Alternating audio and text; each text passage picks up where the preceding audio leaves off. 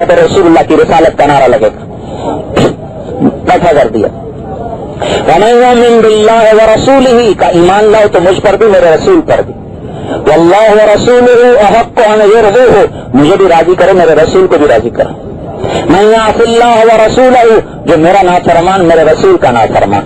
مَن يُحَادِدِ اللَّهَ وَرَسُولَهُ جو میرا دشمن میرے نبی کا دشمن. مَن يُشَاقِقِ اللَّهَ وَرَسُولَهُ جو مجھ سے عداوت رکھے میرے رسول کے ساتھ عداوت رکھے. بَرَاءَةٌ مِّنَ اللَّهِ وَرَسُولِهِ بیزار ہے اللہ بھی اور اللہ کا رسول بھی. اذان من اللہ ورسولہ اعلان ہے اللہ کا بھی اللہ کا رسول کا بھی. فاذنوا بحرب من اللہ ورسولہ اعلان جنگ ہے میرا بھی میرے رسول کا بھی.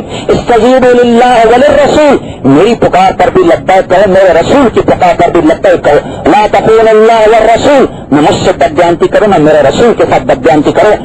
ہر جگہ اللہ نے یوں ساتھ جوڑا ہے یوں ساتھ جوڑا. تو بھائی ہمیں یہ بتانا ہے سارے لوگوں کو بھائی اگر عزت چاہتے ہو کامیابی چاہتے ہو فلاح چاہتے ہو میں ہمارے نبی کے طریقے پہ آ جاؤں اور اپنی ضرورتیں حاجتوں کو نماز کے ذریعے سے پورا کروائیں. اللہ نے ہمیں سب سے بڑا عمل دیا ہے.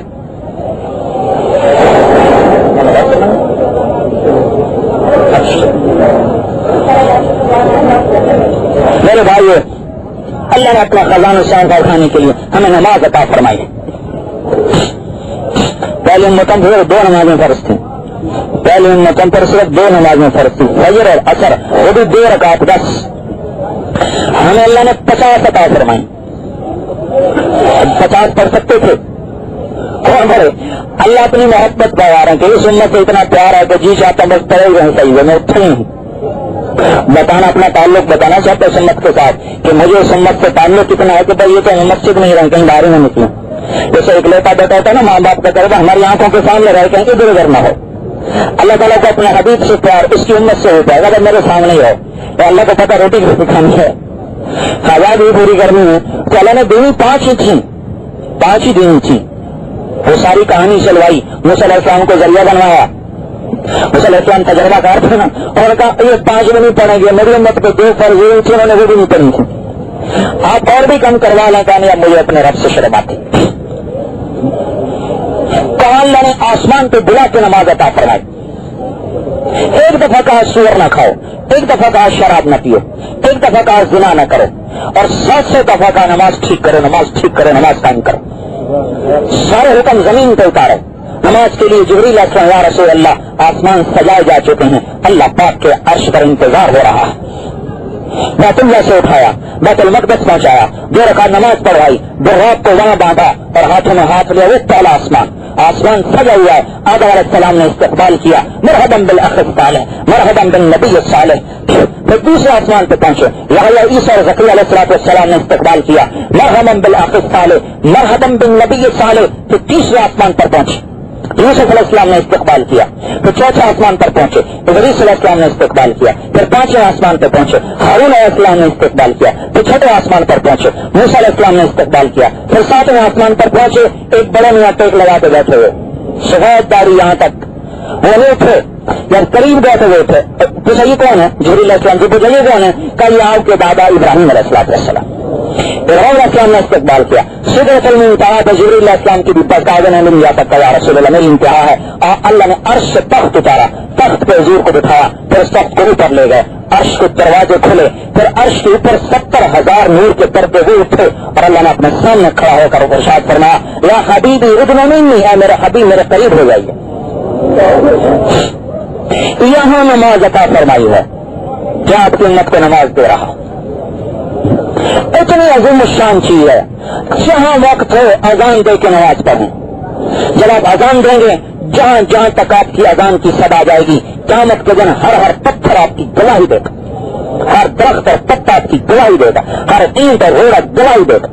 جہاں سر رکھ دیں گے سجدے میں تحت سرا تک زمین پاک ہو جاتی ہے جب آدمی ماتھے زمین پر رکھتا ہے. اور حدیث میں آتا ہے کہ جب بندہ زمین پہ سر رکھتا ہے تو اللہ تعالیٰ کے قدموں پہ سر رکھتا ہے اور جب اللہ اکبر کہتا ہے تو زمین آسمان کا سارا خلا نور سے بھر جاتا ہے اور عرش کے پردے اٹھ جاتے ہیں جنت کے دروازے کھل جاتے ہیں اور جنت کی حوریں دروازوں سے کھول کر نمازی کو دیکھتی ہیں. جتنا لمبا قیام جتنا لمبا قیام کرے گا اس کی موت کی سختی اتنی آسان ہوتی چلی جائے گی. لمبی نماز موت کی سختی کو چھوڑ دیتی ہے. اور رکوع کرے گا تو جتنا جسم کا وزن ہے اتنا صدقہ سونا صدقہ کرنے کا ثواب ملے گا.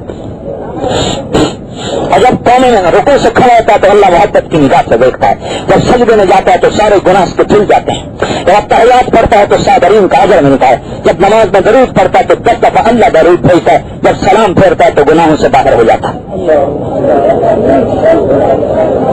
اللہ اتنے میری دولت اللہ نے مجھ کوئی تکلیف ہے پڑھ نماز. اذا حضبه امرا فزع الى الصلاة. حضور کو جب تکلیف آتی تھی فوراً نماز کی طرف چلتے تھے. قد افلح المؤمنون. ہر ایمان والا نہیں پورا کامیاب. الذین هم فی صلاتهم خاشعون. جس کی نماز بڑھیا ہوگی وہ کامیاب. قد افلح من تزکا وذکر اسم ربه فصلی. کامیاب ہو گیا جس نے وضو کیا پاک ہو کے اللہ کے سامنے سجدہ کیا وہ کامیاب ہو گیا. الا المصلین الذین هم علی صلاتهم دائمون. انسان بڑا بے صبر بڑا بخیل بڑا متکبر پر نمازی متکبر بخیل نہیں ہوتا. اللہ گواہی دے رہا. ومن الليل فاسجد له وسبحه ليلا طويلا. اللہ اپنے حبیب سے کہہ رہا تھا رات میرے پاس آ جا کر. فإذا فرغت فانصب وإلى ربك فارغب. جب رات ہو سارے سو جائیں تو اور میں مجھ سے باتیں کر. نماز اللہ سے بات کرنا ہے. الصلاة صلة بين العبد وربه. اب آپ بتائیں 50 سال ہوگا 40 سال ہوگا نماز پڑھتے ہوئے ایک سجدہ بھی اللہ کے دھیان کا نہ ملا ہو تو وہ نماز کیسی نماز. پھر اس کا درد بھی کوئی نہیں کہ میری نماز خراب ہے. کوئی دنیاوی مسئلہ اٹک گیا جو دعا کر رہے ہیں یہ دعا کرو مسئلہ اٹک گیا ہے یہ نہیں ہو رہا وہ نہیں ہو رہا. ارے 40 سال سے میری نماز میں حضور نہیں توجہ نہیں اللہ کا تعلق نہیں. اللہ سے رو رو کے مانگوں اللہ میری نماز ٹھیک کر. وہ نماز کیسی نماز ہے جس میں اللہ کا دھیان نہ. سب سے اعلیٰ نماز ہے جب آدمی اللہ اکبر کرے پھر اللہ کے غیر کو نہ سوچ. تو اللہ کا غیر نہ ہو. ابو رحمانہ رضی اللہ تعالیٰ عنہ جہاد سے واپس آئے. پتہ نہیں کتنا لمبا سفر کرے وہ چلی کے سفر کرنے ہوتے تھے. بیوی شوق میں انتظار میں کہ آج رات خانم کے ساتھ گزرے گی شاباشی ہوگی. وہ آئے گھر میں عشاء کی نماز پڑھتے مسجد سے کہنے کہ 2 رکعت پڑھ لوں نفل. اللہ اکبر فجر کی اذان ہوگی نفل ختم نہیں ہوئے. جب سلام پھیرا تو کہنے لگی اللہ ابو رحمانہ کتنی بڑی جاتی کی تم ہمارا نام کا نصیب میرا ہاتھ پڑھنے کے رہتے اتنے لمبے سفر. پھر گھر میں ایک کمرے میں پھر میرا ہاتھ تلا نہیں ہوا تو کہنے لگے میں بھول گیا. کہنے لگے اللہ تجھے ہدایت دے. ایک کمرے میں کیسے بھول گئے تھے اور یہاں تو یہاں بیٹھے ہوئے یاد آ رہی نہیں اور ایک کمرے میں بھول گئے اور سفر سے ہیں اور میں بھول گیا. آپ کو باتیں نہیں ہدایت کیسے بھول گئے. جب میں نے اللہ اکبر کر کے قرآن پڑھنا شروع کیا میرے سامنے جنت کھل گئی میں گم ہو گیا مجھے ہوش نہیں رہا کہاں. اور ان نمازوں پہ آنا اور لانا اور اللہ نے قرآن عطا فرمایا یہ اللہ کی زبان ہے یہ اللہ کا کلام ہے یہ اللہ کا بہترین کلام ہے. حضور نے فرمایا مجھے تورات کے بدلے میں سورۃ فاتحہ ملی. اوتیت المثانی مکان التوراۃ والمائدہ مکان الانجیل. انجیل کے بدلے میں سورہ مائدہ ملی ہے. والحوابین مکان الزبور. حامین کی صورتوں کے بدلے زبور کے بدلے میں حامین کی صورتیں ملی ہیں. پھر دل سے دل مفصلات جو باقی قرآن ہے اس کے ذریعے سے مجھے عزت ملی ہے. اور اللہ تعالیٰ جنت میں اپنا قرآن سنائے گا نہ تورات سنائے گا نہ زبور سنائے گا نہ انجیل سنائے گا قرآن سنائے گا. پھر مسلمان قرآن کو سیکھے اور پڑھے وقت نکالے کہ اللہ سے بات ہے. اللہ جنت میں سب کو اکٹھا کرے گا اولین کو آخرین کو. جنت میں ایک میدان ہے جس کا نام مزید ہے جس کی لمبائی چوڑائی کو اللہ کے علاوہ جانتا کوئی نہیں. اللہ اس میں بیٹھائے گا بلائے گا سب کو بٹھا کر پھر اللہ ان کو کھانا کھلائے گا پھر اللہ ان کو پانی پلائے گا پھر اللہ پاک پھل کھلائے گا پھر اللہ تعالیٰ کپڑے پہنائے گا پھر اللہ تعالیٰ خوشبو لگائے گا. دربار شاہی میں جانے کے لیے خاص لباس ہوتا ہے. اللہ لباس پہنائے گا خوشبو لگائے گا. پھر اس کے بعد اللہ تعالیٰ جنت کی ویروں سے فرمائے گا آؤ اور سناؤ میرے بندوں کو آج جنت کا نغمہ سناؤ جنت کی تسبیح سناؤ. جنت کی حور 7 سمندر میں تھوک ڈالے تو سمندر میٹھے ہو جائیں گے. تو اس کا لہجہ کیسا ہوگا اس کا بول کیسا ہوگا. جب مل کر پڑھیں گی تو اللہ تعالیٰ فرمائیں گے بتاؤ کبھی ایسا تم نے کلام سنا. کہیں گے ہم نے کبھی نہیں سنا. کہیں گے اس سے اچھا تمہیں سناؤ. کہیں گے اللہ اس سے اچھا کون سا ہے. کہیں گا نا موجود ہے ہمارے پاس. داؤد علیہ السلام کو بلایا جائے گا آؤ ممبر پہ بیٹھو سناؤ میری تصویر عظمت ان کو. داؤد علیہ السلام جب اللہ پاک کی عظمت و تصویر تحلیل فرمائیں گے تو سارے جن